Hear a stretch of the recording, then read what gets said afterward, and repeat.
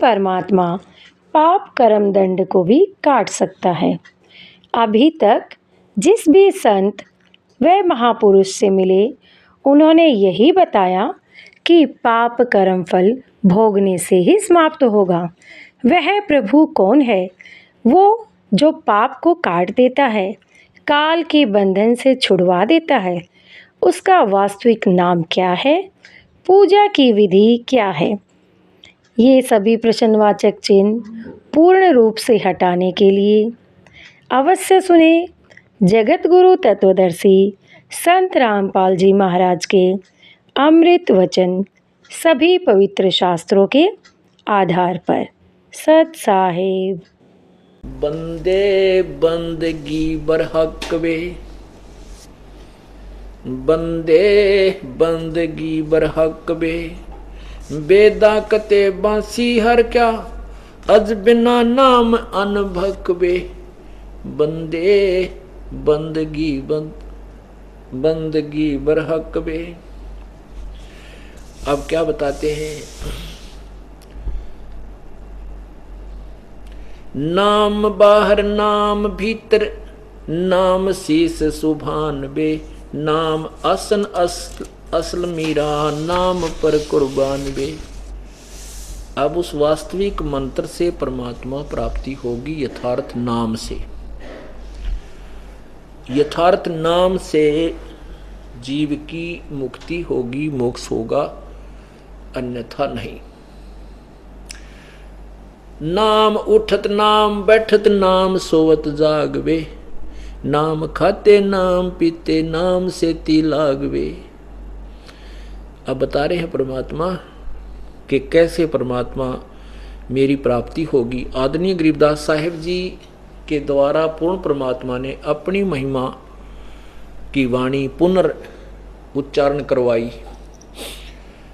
क्योंकि गरीबदास जी 10 वर्ष के हो चुके थे, तब तक उनको कोई ज्ञान नहीं था, न ही कोई वाणी वो बता और बोल रहे थे। फिर उस परमेश्वर ने उनकी आत्मा को सतलोक दिखाया, सब ब्रह्मांड दिखाए, अपनी कृपा से उनके अंदर ज्ञान योग भर दिया, तत्व ज्ञान फीड कर दिया। तब उस परमात्मा की महिमा आदरणीय गरीबदास साहिब जी ने अपने मुखारविंद से उच्चारण की, आंखों देखा। तो क्या बताते हैं? नाम उठत नाम बैठत नाम सोवत जागवे, नाम खाते नाम पीते नाम से ती लागवे। तू नहीं था जब नाम था, अब तू सरू नाम नाही बे। अब नाम सुरो तो नाही बे। काफिर कहो अब कौन है, काफिर कहो अब कौन है, वही करता फिर मैं ही बे। कहते हैं यथार्थ ज्ञान ना प्राप्त होकर के अपने आप को तुम बहुत जो है शिक्षित और विद्वान और महर्षि यानी गुरु मान चुके हो, और सभी अपने अपने अनुभव को उत्तम मान करके जनता को भ्रमित कर रहे हो। उसके विषय में बता रहे हैं, काफिर कहो अब कौन है भाई करता फिर मैं ही बे। मैं करसो मारियो भाई तू तो करसो छूट बे। इस मार में हुसी और बोलिया करते उसने, वो बहुत कीमती होती थी। अब ये लालची संत और उनके शिष्य, एक संत के पास 500 शिष्य थे, 500 के 500 लूले लंगड़े भी ले लिए कि सारे की एक एक दौड़ मिलेगी और 5,000 रुपये एक टाइम पर मिलेंगी, सारी मैं रखूंगा, फिर इन्हें बेच कर ठाट कर अपना मेरे पास आएंगे। वह लूले लंगड़े बीमार शेमार मरीज जितने भी वो थे वह शिष्य सारे आंक लिए। तो कहते हैं 64 लाख वो व्यक्ति ना, वहां पर 18 लाख व्यक्ति इकट्ठे हो गए। और परमात्मा अपनी झोंपड़ी में विराजमान है। सुबह रविदास जी महाराज जो कबीर साहब के ज्यादातर संग रहते थे, रविदास जी बाहर घूमने के लिए सुबह निपटने के लिए बाहर निकले तो देखा दुनिया जहां तक देखा मनुष्य मनुष्य नजर आ रहे। रविदास जी ने पूछा भी तुम कैसे आए हो महापुरुषों? और रविदास जी से पहले काशी के लोगों ने औरों ने भी बहुत पूछ लिया था। तो वो संत जन जो आमंत्रित किए हुए आए हुए थे वो कहने लगे, काशी के लोगों तुम कौन सी दुनिया में रहते हो, तुम्हें पता नहीं और हम इतनी दूर से चलकर आ गए हैं कि कबीर यहां भंडारा कर रहा है। कबीर भंडारा कर रहा है।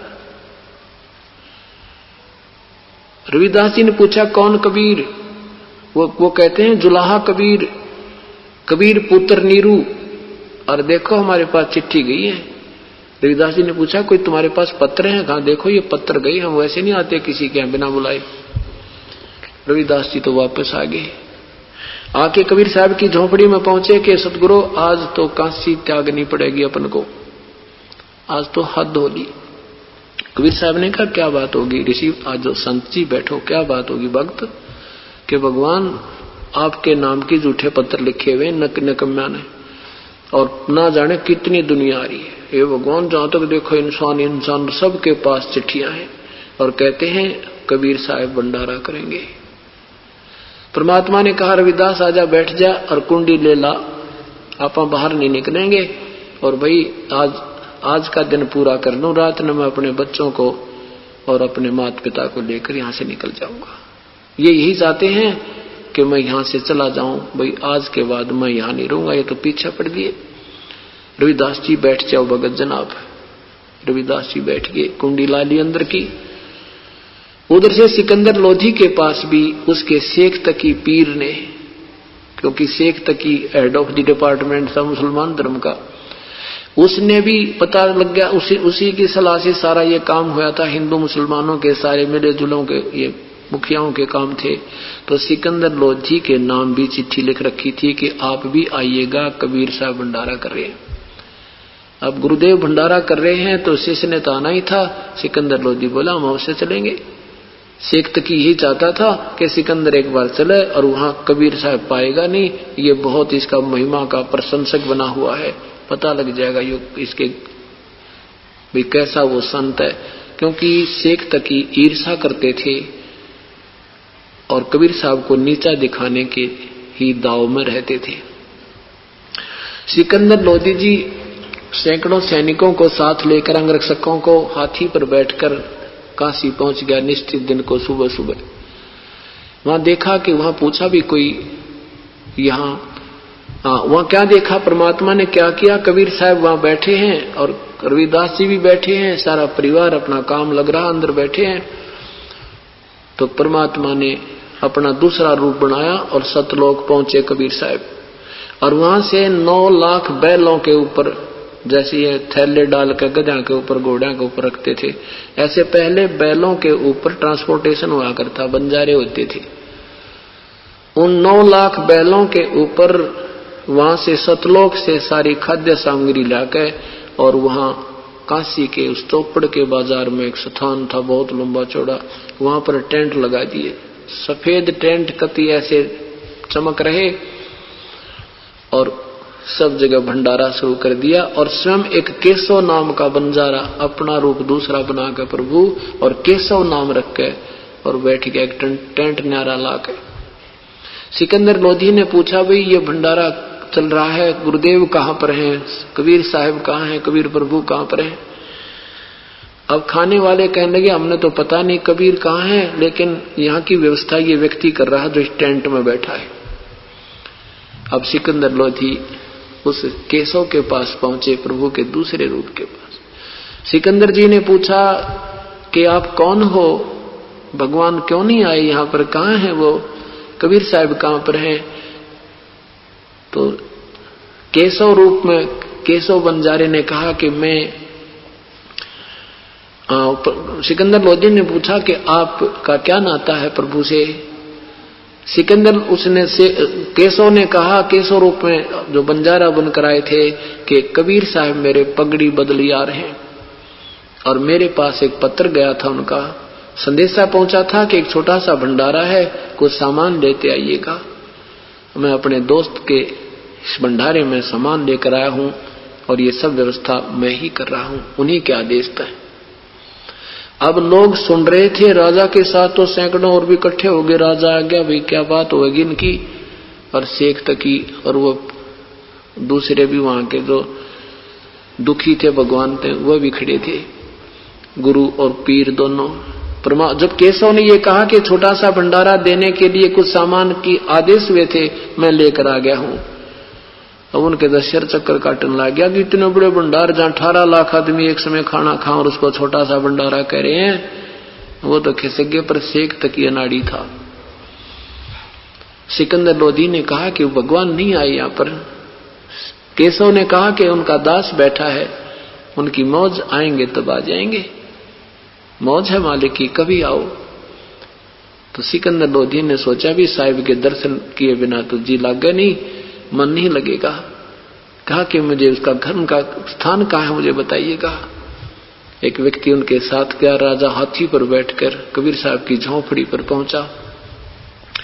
हाथी से नीचे उतरकर दरवाजा खटखटाया। सिकंदर रविदास जी कहने लगे, भगवान ये तो यहां भी आगे दिखे, अब यहां पर पहुंच चुके हैं। कबीर साहब ने कहा, रविदास दरवाजा मत खोलना, देखी जाएगी।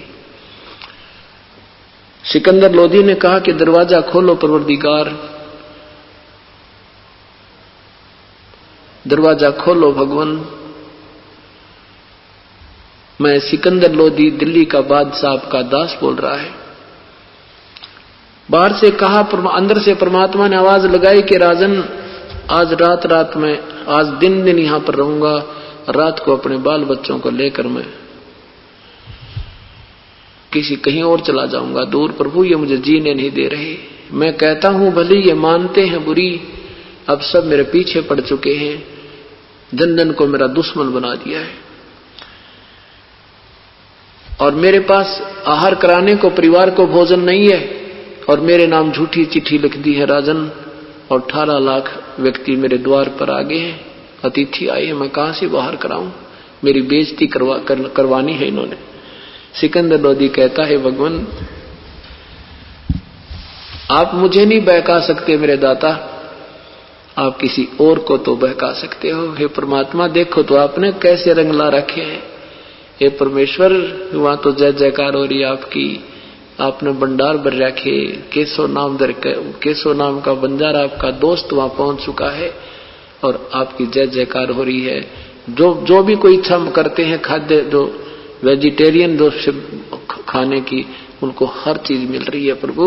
और आपके दर्शनाभिलाषी वो देख रहे हैं, वहां के आने वाले भक्तजन कि कहां वो परमात्मा, कहां वो कबीर, एक बार दर्शन तो कर लें जिन्होंने ऐसे ऐसे मोहन भोजन हमें कराए।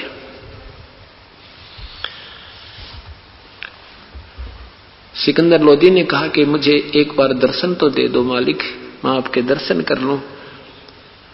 तब परमात्मा ने कहा, रविदास खोल दे दरवाजा। अब जो है दरवाजा खुला, सिकंदर लोधी ने दंडवत प्रणाम किया अपने परमेश्वर के चरणों में मुकुट समेत, और चरणों में सिर के कहने लगे, परमात्मा एक बार दर्शन दे दो, बहुत लोग आपका इंतजार कर रहे हैं। हे परमात्मा, ऐसा भंडारा, ऐसा सिस्टमेटिक, इतना प्रेम से भंडारा चल रहा प्रभु, देखते ही आनंद आते हैं, आपकी जय जयकार हो रही है। परमात्मा कुटिया से बाहर आए तो कहते हैं आसमान से फूल बरसन लगे, उस परम पिता के ऊपर आसमान पे फूल बरसन लगे, सुगंधित फूल। रविदास जी चंवर करते हुए अपने प्रभु के साथ पीछे हो लिए। सिकंदर लोधी ने अपने हाथी के ऊपर एक रूम बना दिया करते थे राजा के रेस्ट करने का, उसमें चारों तरफ दरवाजा होता था। वो चारों तरफ का दरवाजा खोल कर ऊपर रखवा दिया, चारों तरफ से खोल दिया उसको, और परमात्मा को अपने हाथी उस अपनी ही अंबारी में बैठाकर उस रूम में बैठा लिया, और साथ में रविदास जी को बैठा लिया। और कहा, रविदास जी से कहा कि मुझे दे दो सेवा, चवर मैं कर लूं अपने भगवान पे, आप तो रोज ही करते हो। और सिकंदर लोधी अपने भगवान पर, अपने प्रभु पर चंवर करता हुआ और सारे बाजार में घुमा दिया। कोई देख रहे हैं ये कौन है, कि यही तो है कबीर। ये राजा चंवर किस पे कर रहा, कि ये कबीर पे चंवर कर रहा, कबीर परमात्मा पे कर रहा है। दुनिया देख रही है, जय जयकार हो रही है, सारे मेले में घूमकर, और फिर आ जाते हैं जहां पर केशव रूप में परमात्मा दूसरे डबल रोल में बैठे थे। अब केशव जो ही केशव ने एक व्यक्ति भेजा कि भगवान को कबीर साहब को बुला लो, स्टैंड में आ जावे।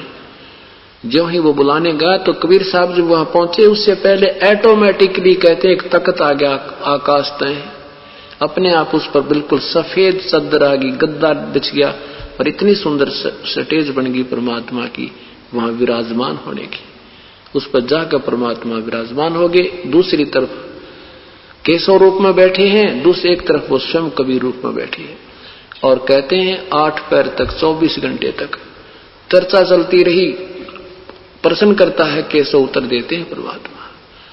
अब उन निकम्मों ने तो किया था भगवान के साथ बेइज्जती करने के लिए, भगाने के लिए, और उस दृश्य को देखकर सुनकर उस तत्व ज्ञान की गोष्ठी को कई हजारों ने उपदेश लिया परम पिता कबीर परमेश्वर से, त्याग दिए वो नकली गुरुओं को।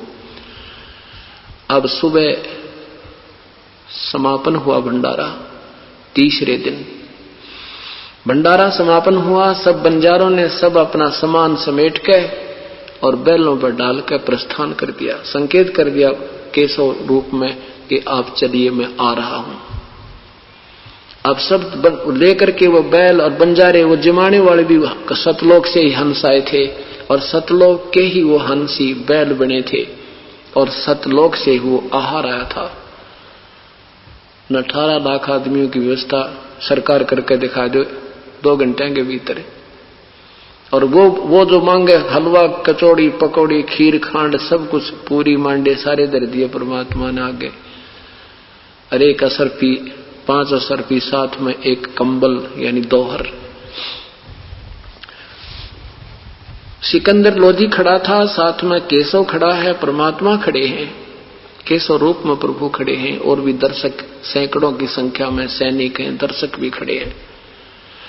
क्या देखते हैं कि दरिया को पार करना था उन बैलों ने और दरिया अपने फुल स्विम पे बहुत तेज बह रहा था, गंगा को पार करना था। अब क्या देखा कि गंगा बिल्कुल इतना पानी हो गया जैसे घुटनों पानी होता है और वो बैल और बंजारे पार होते ही वो फिर फुल स्विम पे होगी, फुल भरगी। अब वो देख रहे हैं उस गंगा के साथ ही वो सत्संग हो रहा था, समागम। तो फिर देखते हैं कमाल की बात है, एकदम गंगा इतनी डाउन होगी, ये एकदम फिर फुल आ गई। इस पर तो विशेष ध्यान नहीं दिया। फिर देखा भी वो बंजारे गए, केशव से कहा सिकंदर ने कि वो तो बहुत दूर चले गए होंगे आपके बंजारे, आप दूरी बहुत हो जाएगी, आपने जाना नहीं। तो उसने देखा कि कहाँ चले गए, देखा तो कहीं बंजारे ना बैल कुछ भी दिखाई ना दिया। नहीं तो 18 लाख बैल चले, 9 लाख बैल का लाइन लग जाए तो 4 किलोमीटर में पूरी ना होए और बहुत दूर तक दिखाई दिया करते हैं। 2 मिनट के बाद ना बंजारे दिखे ना बैल दिखे। और केशव कहता मुझे दूर नहीं होती, मुझे देर नहीं होती। वहां से केशव रूप कबीर परमात्मा में समा गया, वहां अकेले कबीर परमेश्वर रह गए। बोलो सतगुरुदेव की जय। अब शेख तकी क्या कहता है वो निकम्मी आत्मा। सिकंदर लोधी ने कहा कि देख शेख तकी, आपने देखे भंडारे मेरे गुरुजी के। शेख तकी कहता है ऐसे भंडारे हम 100 कर दें। हाँ, ये क्या भंडारा दिया, ये तो महोत्सा किया उसने। महोत्सा कहते हैं जो मजबूरी में किसी के कहने से, जैसे कोई बूढ़ा मर जाए उसका काज कूज करया करें, मजबूरी ही हो जाए, उसमें कपड़ा मंगाया करें, एक अंगोछा लाइए सा लिया पतला सा, उसमें कार पार दिखे, ऐसा सामान घटिया पटिया सा लाकर रखा करें। मजबूरी सी में जो करते हैं वो महोत्सा होता है। और जौनार यज्ञ होती है जो खुशी में की जाती है, कोई पुत्र हो जाए या कोई सब विशेष खुशी हो जाती है, उसमें यज्ञ जौनार करते हैं, भाई खुले हाथ में खर्चा करते हैं। तो परमात्मा आदरणीय गरीबदास साहब जी कहते हैं उस परमेश्वर की उस भंडारे को देख करके पुण्य आत्मा, बड़े लोग, महान आत्मा तो कह रही थी भाई कति जौनार कर दिया, यानी जो मांगे वही दे रहे थे, ऐसा भंडारा नहीं देखा। और शेख दकी जैसे निकम्मी आत्मा ओछे वो कहते हैं क्या किया इसने, महोत्सा सा किया है, ऐसे मैं 100 कर दूं।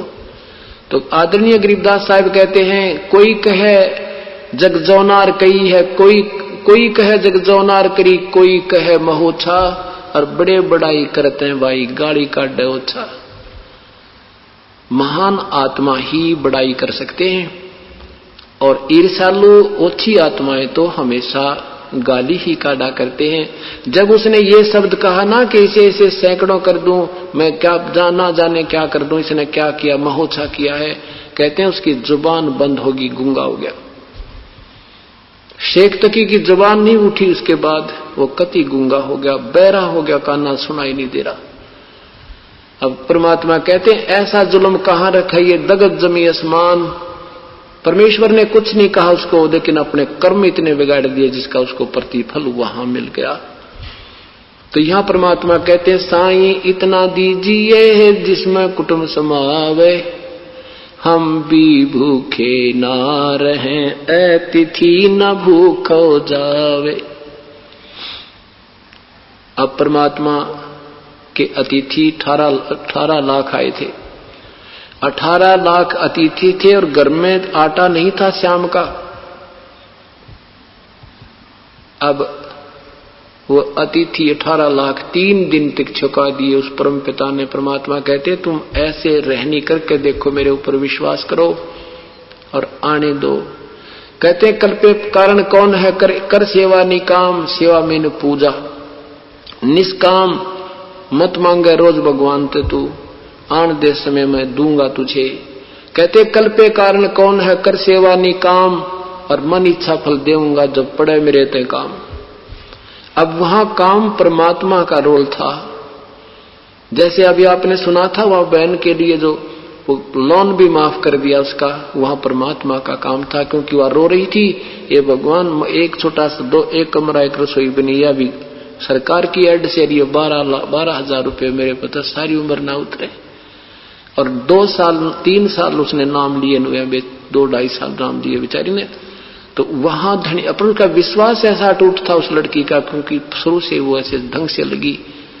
तो ऐसे ही परमात्मा कहते हैं कल पे कारण कौन है, कर सेवा निकाम, तो कर निष्काम भाव से, यानी बगैर इच्छा के तू भक्ति करता रहे, और फल मन इच्छा फल दूंगा जब पड़े मेरे ते काम। जब ईश्वर से काम पड़ेगा, कहते हो आन दे वो रोल मेरा, तुम उससे पहले ही हाहाकार मचा बैठते हो, उस टाइम को आने दो, मुझे सब ऑपरेशन का पता है, कौन सा कैसे करना होता है। इस प्रकार पुण्यात्माओं, आप इन कथाओं से सीमित मत रहना, विश्वास करके देखना अपने परम पिता पे, आपका बेड़ा पार होगा और आपका पूर्ण उद्धार होगा। बोलो सतगुरुदेव। अब जैसे हम आया है बंजारा के सो आया है, काशी लाया माल अपारा के सो आया है, 9 लाख बॉडी भरी बिसंबर, 9 लाख बॉडी भरी बिसंबर, दिया कबीर भंडारा के सो आया है। ये इसी के संदर्भ में है कि वो परमात्मा केशव रूप बनाकर स्वयं ही आए थे और 9 लाख बॉडी बैल सामान लाद कर लाए थे, और अपनी महिमा अपने आप ही दास बने थे। और ऐसे भगत रूप में कहते मैं भगत की ऐसे रक्षा करता हूं, ऐसे मदद करता हूं, मैं ऐसे अपने बच्चे के साथ रहता हूं। तो तुम इतना विश्वास रखो, और जो मैं दे रहा हूं उसमें उस पर तुम प्रसन्न रहो, उसी में तुम जो है ना राजी रहो कि मैं जो कर रहा हूं वो तुम्हारे लिए सही कर रहा हूं। और कभी कोई ऐसी आंट डांस आओगी, फिर देखिए मेरे हाथ, आप खड़े खड़े देखते रह जाओगे, भगवान यूं होया तो होया कैसे मेरे मालिक, स्वप्न में नहीं सोच सकते, वो काम आपका कर देगा। इसलिए परमात्मा की ओट लिया करते हैं कि हमारे ऊपर आने वाली आपत्तियां हल्की होकर टल जाए। अब आपको प्रभु मिल गया है, रास्ता मिल गया है, पर ये वो समय कितना आएगा आपको ये विश्वास हो जाए कि कबीर परमात्मा है, उसके बाद आपकी भक्ति रूपी गाड़ी शुरू होगी। जिस दिन आपको ये विश्वास हो जाएगा कि सचमुच ये कबीर परमात्मा है, ये पूर्ण ब्रह्म है, और फिर ये मंत्र ये आपको रोज लाभ दिया करेंगे, ऐसे आपका 101 पीढ़ी का उद्धार ईब होगा। बोलो सतगुरुदेव।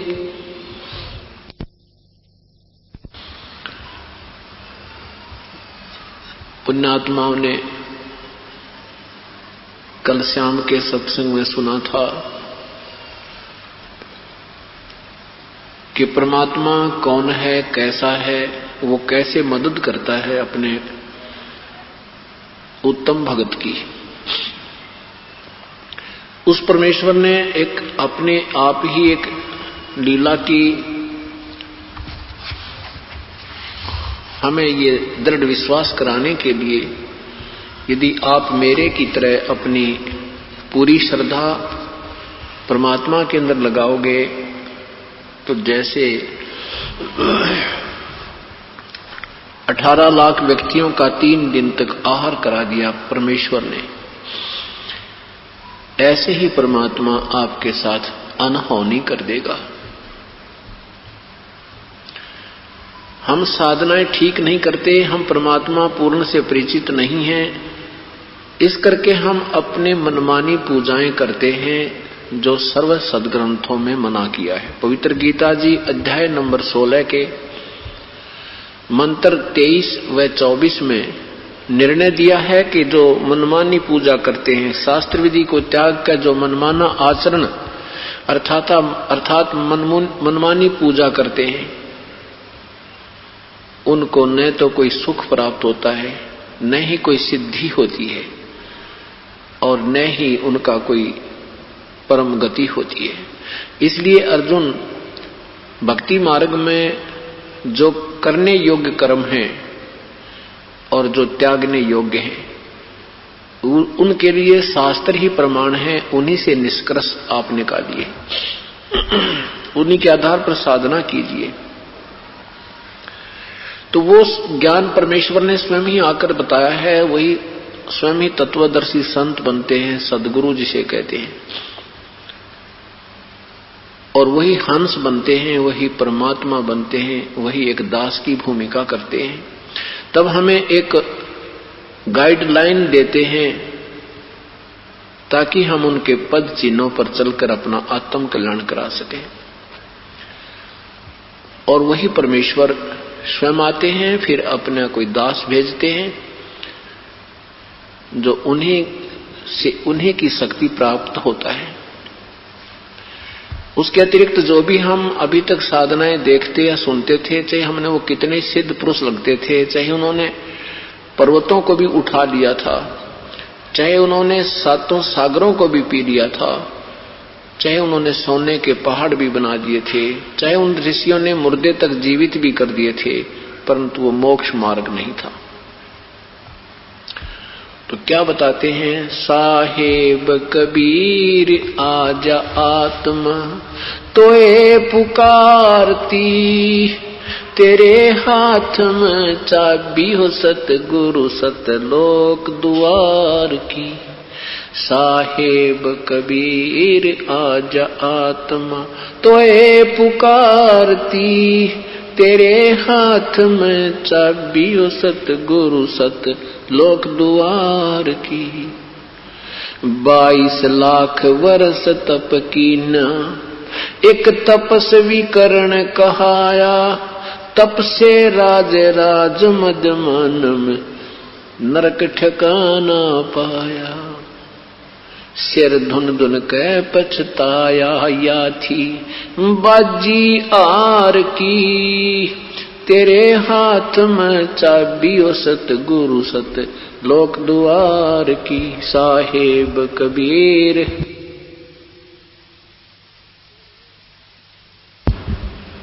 तेरे हाथ में चाबी हो सतगुरु सतलोक द्वार की।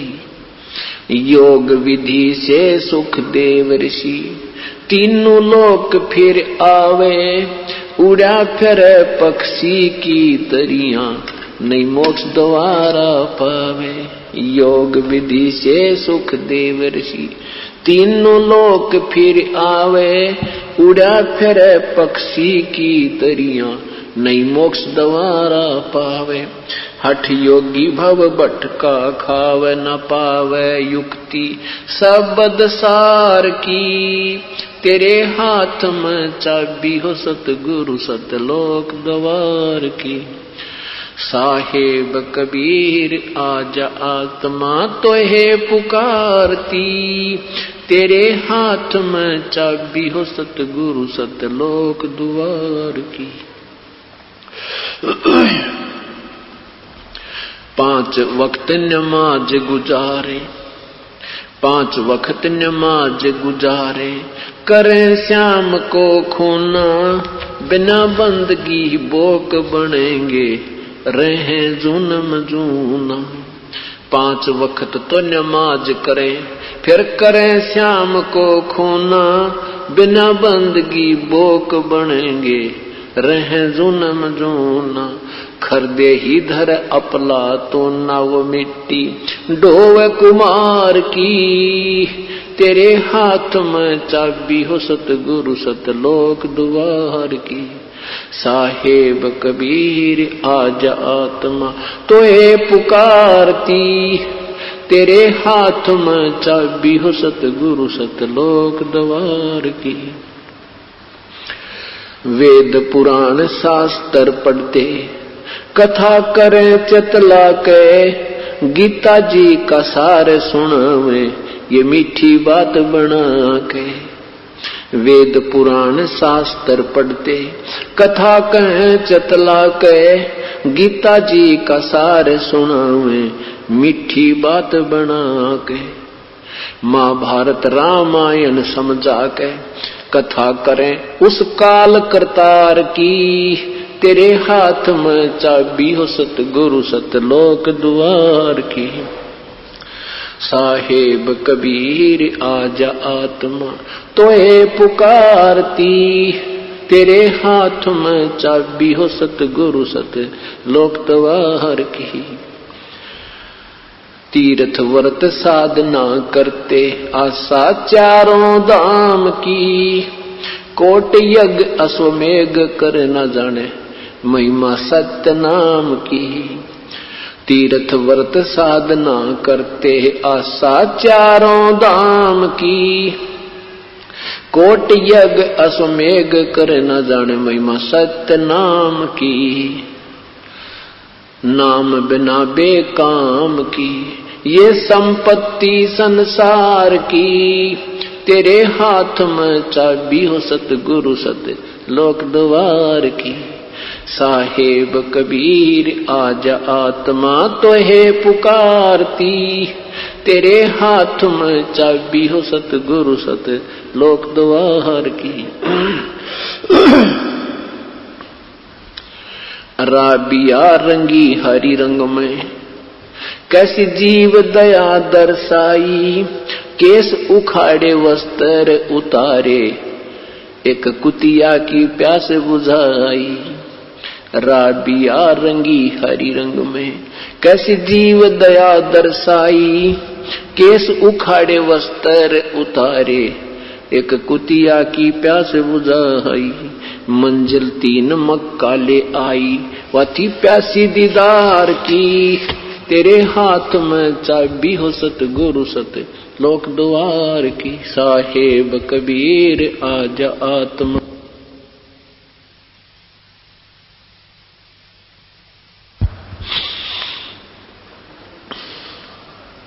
राबिया से बही बंसुरी, फिर गणका ख्याल बनाया, गणका से फिर वही कमाली, तेरा शरणा पाया। राबिया से वही बंसुरी, फिर वैसा ख्याल बनाया, गणका से फिर वही कमाली, तेरा शरणा पाया। शरण आपकी में आनंद आया, थी प्यासी दीदार की, तेरे हाथ में चाबी हो सतगुरु सतलोक द्वार की। साहेब कबीर आजा आत्मा तोहे पुकारती, तेरे हाथ में चाबी हो सतगुरु सतलोक द्वार की। शेख फरीद ने वर्ष 12 तप किया अति भारी, रक्त मांस और चाम सुखाया, न हुई अलख से यारी। शेख फरीद ने वर्ष 12 तप किया अति भारी, रक्त मांस और चाम सुखाया, न हुई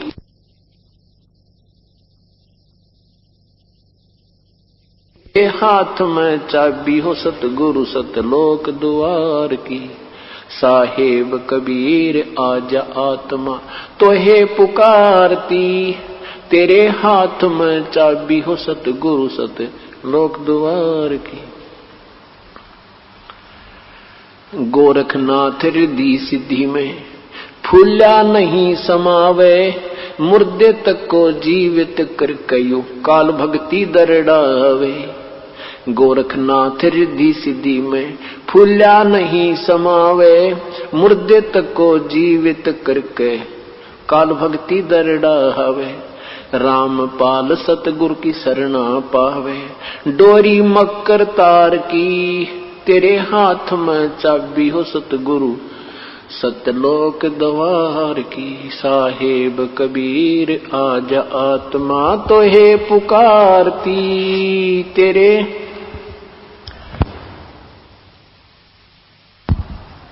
सत साहेब।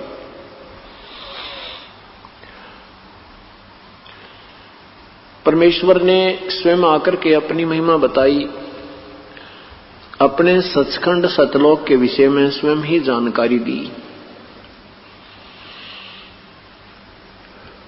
उस परमेश्वर की वाणी को न समझकर हमने उन संस्कृत के ज्ञाताओं के ऊपर विश्वास ज्यादा किया, क्योंकि हम उन्हें वेदों और सदग्रंथों के ज्ञाता मान रहे थे,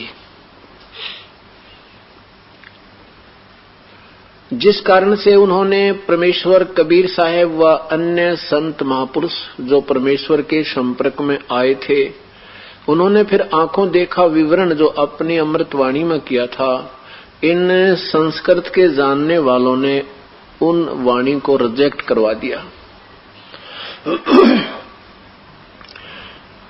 वो क्या कहते रहे कि ये तो अशिक्षित थे ये संत, इनको अक्षर ज्ञान नहीं था, इसलिए ये विद्वान नहीं, और विद्वान बिना ज्ञान नहीं हो सकता। उनकी ऐसी थ्योरी थी ऋषियों और महर्षियों की।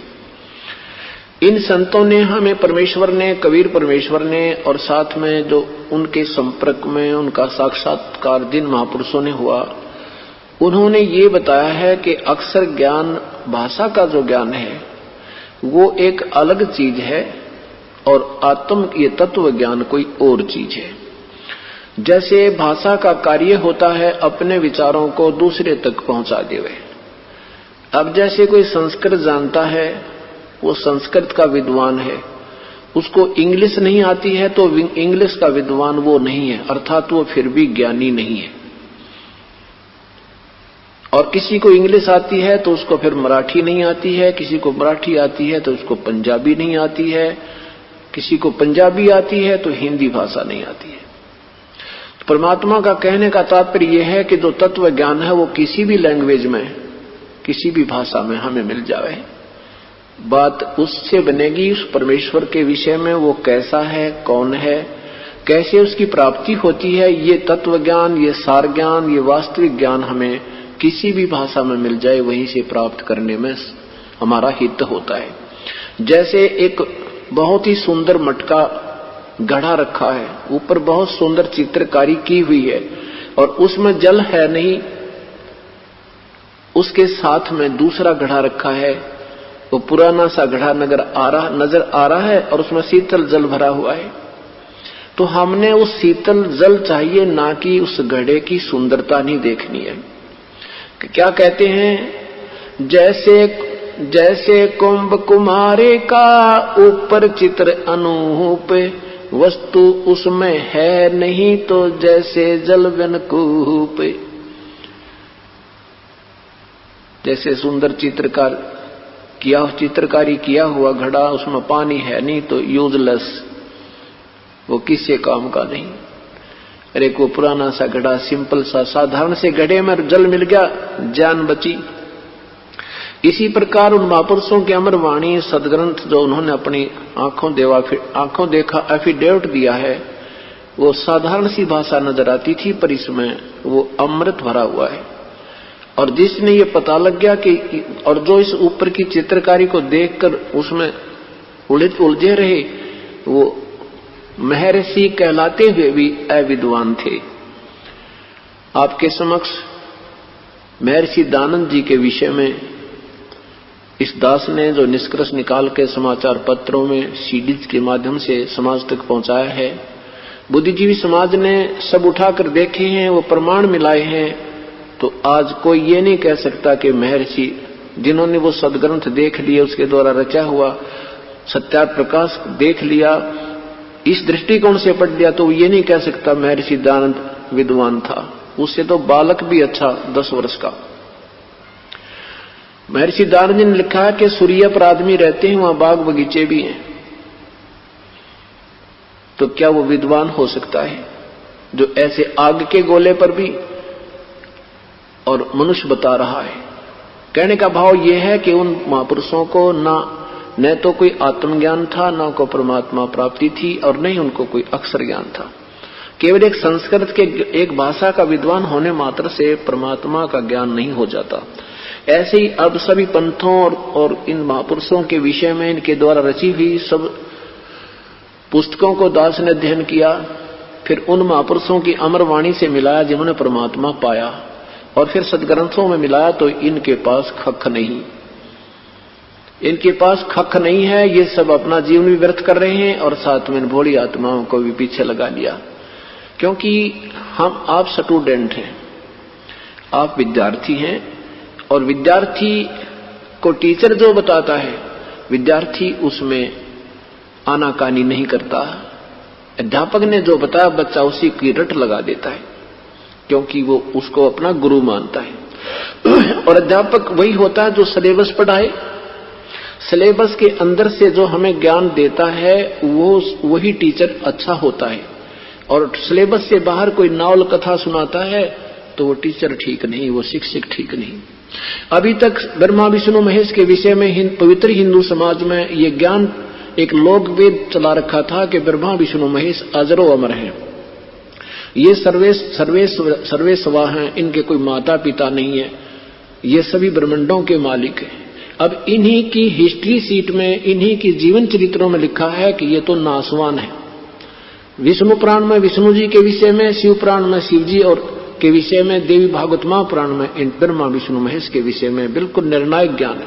ये स्वयं कहते हैं हम अविनाशी नहीं है, हमारा तो जन्म मृत्यु होता है, हम सर्वेश्वर नहीं है। ब्रह्मा को पता नहीं मैं कहां से उत्पन्न हो गया, मैं तो कमल के फूल पर बैठा था, मुझे नहीं मालूम बेटा नारद मैं इस कहां से उत्पन्न हूं। विष्णु जी कहता हूं ये शेष सैया पर बेहोश पड़े थे। ऐसे हम तीनों को फिर इकट्ठा किया, इस दुर्गा ने आकाश में घुमाया, वहां एक विष्णु और मिला, एक शिव और था, एक ब्रह्मा और था। तो अभी तक जिससे भी हम बात करते हैं कि ब्रह्मा विष्णु महेश के माता पिता कौन हैं, तो वो कहता है तेरा दिमाग खराब हो गया क्या, ये तो अजरो अमर है, ये तो सर्वशक्तिमान है, ये तो सर्वेश्वर है। वो कहां से रट लगा रखी उन्होंने। अब इन महापुरुषों के विषय में इन पुराणों का ही सहारा लेकर के ज्ञान प्रचार विद्वानों ने किया कि विष्णु पुराण विष्णु जी की महिमा है, शिव पुराण में शिव जी की महिमा है, दुर्गा पुराण में दुर्गा जी की महिमा है, और उनमें क्या लिखा है ये समाज तक नहीं पहुंच सका। अब ये सामने आ रहा है तो एक बार तो धक्का सा लग रहा है, लेकिन अब शिक्षक समाज है अपने सदग्रंथों को तुरंत देख लेता है और देख करके फिर दांतों तले उंगली दबाता है, हे भगवान ये तो ज्यों का तो लिखा है, हमें तो लोक वेद सुनाया गया था, दंत कथा सुनाई गई थी, मन घड़त कहानियां सुनाई गई थी। इसी प्रकार जब तक हमें स्वयं ज्ञान नहीं होगा ये संत अपना न्योय डोला बनाए रखेंगे, ये ऐसे चक्कर कटाते रहेंगे, इनको स्वयं ज्ञान है नहीं, ये प्रभुता के भूखे हैं और दुनिया को गुमराह करके दोषी हो रहे हैं, इनको महापाप लगेगा। अब कोई व्यक्ति जा रहा है उसको दिशा कोई गलत बता दे, उसके रास्ते से गुमराह कर दे, तो उस जैसा पापी कोई नहीं होता। इस अनमोल जीवन को बर्बाद कर किया जा रहा है। हम अपने सदग्रंथों के अनुसार साधना करेंगे और अधिकारी संत से उपदेश लेकर चलेंगे तो जीव सफल होगा, नहीं तो आपका ये जीवन व्यर्थ हो जाएगा। दास को कोई शौक नहीं था, यदि ये मार्ग इन संतों के पास होता तो दास बिल्कुल शर्म में दर्द नहीं करता और ना ही किसी के विषय में कोई टिप्पणी करता। जब दास को स्वयं ज्ञान हुआ कि सचमुच तो सब शास्त्र के विरुद्ध ज्ञान दिया जा रहा है और सदग्रंथ कहते हैं कि शास्त्र विधि त्याग का जो मनमानी पूजा करते हैं उनको कोई लाभ नहीं होता, बस इतना सा दास का उद्देश्य है। जैसे एक समय एक कथा आया करती कि एक बच्चा था स्कूल में पढ़ता था, उसने देखा पटड़ी टूटी हुई है और रेल आ रही है, उसमें हजारों यात्री हैं। उसने अपना कमीज निकाल कर ऐसे जोर जोर से हिलाना शुरू कर दिया, चिल्लाना शुरू कर दिया। तो कहते हैं उस ड्राइवर ने शंका होगी कि ये बालक क्यों चिल्ला रहा है, उसने गाड़ी रोक दी। गाड़ी रोक कर देखा तो आगे सामने पटरी टूटी हुई थी और उस बच्चे ने हजारों व्यक्तियों की, यात्रियों की जान बचा दी। आज दास ये कमीज निकाल कर हिला रहा है और कोई संकेत समझ जाएगा तो जान बच जाएगी आपकी। इतना सा काम है बस। नहीं तो उतर कर देख लो अपने सदग्रंथों में, हम पेपरों में निकाल रहे हैं, समाचार पत्रों में, उन्हीं महापुरुषों की पुस्तक, रची हुई पुस्तकों के पृष्ठ और अध्याय साथ लिख रहे हैं और पुस्तक उनके पास है। अपनी देख तो लो एक बार गाड़ी रोक के, और ठीक है तो चले जाना, लगे रहना उन साधनों पे, कोई मना नहीं किया। इस प्रकार दास का प्रयत्न देखो परमात्मा कब सफल करेगा। ये होगा क्योंकि पहले तो अपने पूर्वज शिक्षित थे, ये गुरु लोग आपस में लड़ा मारते थे हमें, वो झूठ बोलता है, अपने मजहब के बारे में ऐसे बोलता है। अब अपने मजहबों के इतिहासों में ऐसा ही लिखा जैसा दास बोलता है, इसलिए सबको स्वीकार्य हो रहा है। तो क्या बताते हैं, सतगुरु गुरु बिन काहू न पाया ज्ञाना, ज्यों थो था उस छड़े किसाना। गुरु बिन वेद पढ़े सो प्राणी, समझे न सार रहे अज्ञानी। संत के बिना, सदगुरु के बिना कोई भी सदग्रंथों को नहीं समझा सकता। जिसमें पुण्यात्माओं आपको ये पूर्ण ज्ञान हो जाएगा तो आपको पृथ्वी पर कोई संत आज के दिन दिखाई नहीं देगा। क्योंकि अब हम बालक हैं, हमारी बुद्धि अभी इतनी तैयार नहीं है भक्ति मार्ग में, तो हमने ये सभी संत नजर आते हैं। जिसने लाल पीले कपड़े पहन लिए, दाढ़ी बढ़ा ली, बाल रखा लिए या मुंड मुड़ा लिया, तिलक लगा लिया, माला पहन ली, कोई ढोंग करके गांव के गोरा बैठ गया, धूना ला लिया, या इसने चार बातें सीख ली, मीठी मीठी बात कथा सुनानी सीख ली, हमने सारे संत नजर आते हैं। क्योंकि हमारे पास उनको तोलने का, उनको नापने का कोई आधार नहीं है। जिस समय हमारे पास सदग्रंथों का ज्ञान आधार हमारे पास होगा, फिर उस ISI मार्ग से हम उस फीते तो नापेंगे इनको, ये सारे कति व्यर्थ पाओगे आपको। और उसी लिए आपको इस सदग्रंथ से परिचित करना चाहता है ये दास, सदग्रंथों के ज्ञान से परिचित कराना चाहता है ताकि तुम स्वयं निर्णय कर सको। एक समय की बात है, एक दो सेठ थे, उस छोटे भाई की मृत्यु होगी और छोटे भाई के 2 पुत्र थे। उनकी मम्मी ने कहा कि बेटा तुम्हारा पिता सिर पर रहा नहीं, तुम बालक हो, 17-18 साल की आयु तुम्हारी है, आप अपने ताऊजी के साथ व्यवसाय में पार्टनरशिप कर लो और बेटा उनके साथ काम सीख कर फिर अपना काम न्यारा कर लियो, अभी तुम सफल नहीं हो पाओगे। और मेरे पास ये लाल रखे पुत्र, ये लाल ले जाओ, पैसा मेरे पास नहीं है, आपके ताऊजी से कहो कि इस पैसे को, इस लालों को गिरवी रख के और हमारा हिस्सा कर दे। दोनों बच्चे मां के द्वारा दिए हुए लालों को लेकर के छुपा करके और कहां पहुंचे, ताऊजी के पास, और कहा ताऊजी हमारी मां ने ऐसे ऐसे कहा है, हमारे पिताजी रहे नहीं, हम अभी बालक हैं 16 और 18 साल की आयु के, और हमारे पास पैसा नहीं है ताऊजी, मेरी मां ने ये लाल दिए हैं मेरे पिताजी के समय के रखे हुए, इनको आप गिरवी रख लो और जब हमारा पैसा हो जाएगा हमारे पास हम इनको छुड़वा लेंगे। अब उस सेठ ने बड़े, उनके ताऊजी ने देखकर उन लालों को वापस ही उस पोटली में बांध कर उन बच्चों से दे दिया, बेटा ये तो ले जाओ, रखा हो वापस, ऐसी कोई बात नहीं, और फिर कभी आवश्यकता पड़ेगी तो मैं इन लालों को मंगवा लूंगा, अभी मेरी उधार बहुत चलती है, आ जाओ बेटा मेरे साथ तुम हिस्सा कर लो। तो उन्होंने अपनी मां से आके कहा, मां ताऊजी ने ऐसे ऐसे कहा है। मां ने कहा बेटा लाओ मुझे दे दो वापस, और जब भी तुम्हें चाहिए सुरक्षित मिलेंगे, कभी ले लेना। ये लाल मैं चौकस रखूंगी। अब वो ताऊ जी उन दोनों बच्चों को दूसरे शहरों में ले गया, वहां से सामान खरीदा, सौदा किया। माया का संसार है, कदम कदम पर धोखा है। शरण ले लो सतगुरु की, यही सुनहरा मौका है। ऐसे ही आध्यात्मिक वीडियो देखने के लिए हमारे चैनल को सब्सक्राइब करें। बोलो बंदी छोड़ सतगुरु रामपाल जी महाराज की जय। सत साहिब।